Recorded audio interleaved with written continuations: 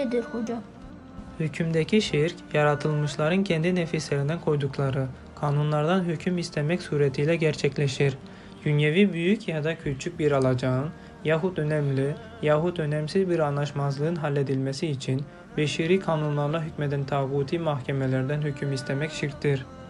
Hükümde şirk olduğuna dair bana delil sunabilir misin Abdullah? Allah subhanehu ve teala şöyle buyurmuştur. Hüküm sadece Allah'a aittir.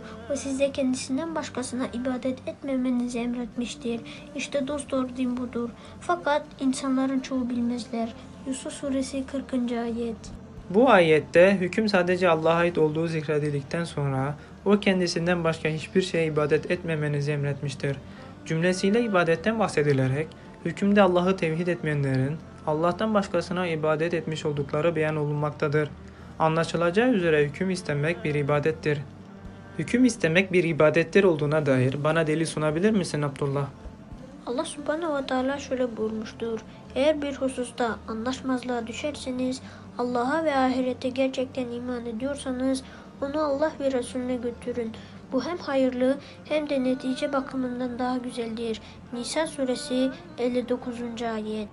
Bu ayette Allah subhanahu ve teala Allah'a ve ahiret gününe gerçekten iman ediyorsanız buyurarak ihtilafları Allah ve Resulüne götürme imanın şartı olarak zikretmiştir.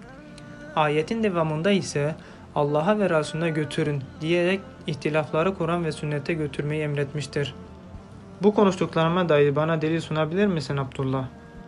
Sana indirilene ve senden önce indirilene gerçekten iman ettiklerini zannedenleri görmüyor musun? Bunlar tağuta muhakim olmayı istiyorlar. Oysa onlar onu reddetmekle emrolunmuşlardı. Şeytan da onları bir sapıklıkta saptırmak istiyor. Nisa suresi 60. ayet. Bu ayeti açıklar mısınız hocam?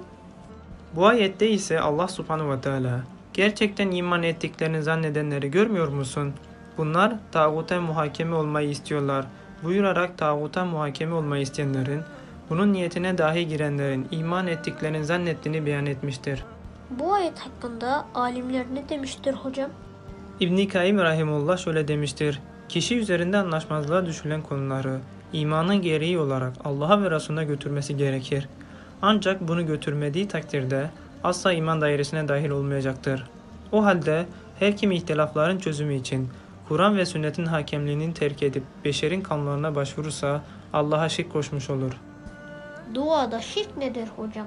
Hastalıktan şifa, musibetten kurtulma, rızık genişliği, okul kazanmak, çocuk sahibi olmak, şefaat istemek gibi sadece Allah'ın güç yetirebileceği hususlarda peygamber, salih bir kul, alim gibi yaratılmışlardan yardım dilemek ve medet ummak şirktir.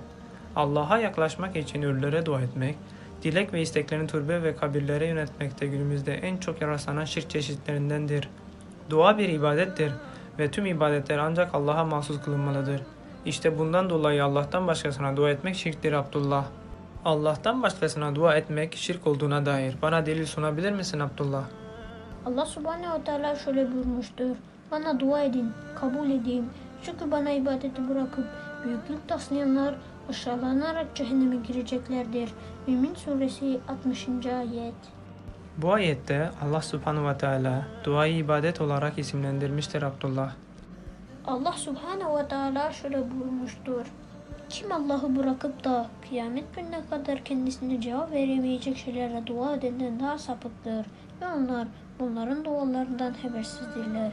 İnsanlar kıyamet günü toplandığında o taptıkları kendilerine düşman oluverir. Onların ibadetlerini de inkar ederler. Ahkaf suresi 5. ve 6. ayet. Bu ayetin sonunda Allah subhanahu ve teala sapıklıkta en ileri olan bu kimselerin kendisinden başkasına yalvarıp yakarmalarını ibadet olarak isimlendirmektedir. Numan bin Beşir radıyallahu anh'tan rivayet edildiğine göre Resulullah sallallahu aleyhi ve sellem şöyle buyurmuştur. Dua ibadetin ta kendisidir. Ebu Davud ve Tirmizi naklediyor. Dua ibadetin ta kendisidir olduğunu açıklar mısınız hocam?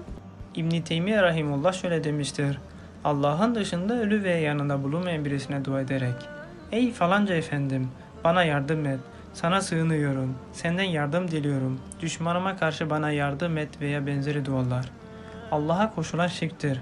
Bunlardan daha büyüğü ise müşrik cahillerden bir grubun yaptığı gibi beni bağışla, günahlarımı affet demesidir. O halde her kim sadece Allah'ın güç yetebileceği bu konuda kalben ya da dille bir başkasına dua ederse Allah'a şirk koşmuş olur. Mecmul Fetava 1. cilt 350 ve 351. sayfa. Allah'ın çokça selat ve selamı Muhammed'e, ehline ve ashabına olsun. Allah'ın çokça salat ve selamı Muhammed'e, ehline ve ashabına olsun.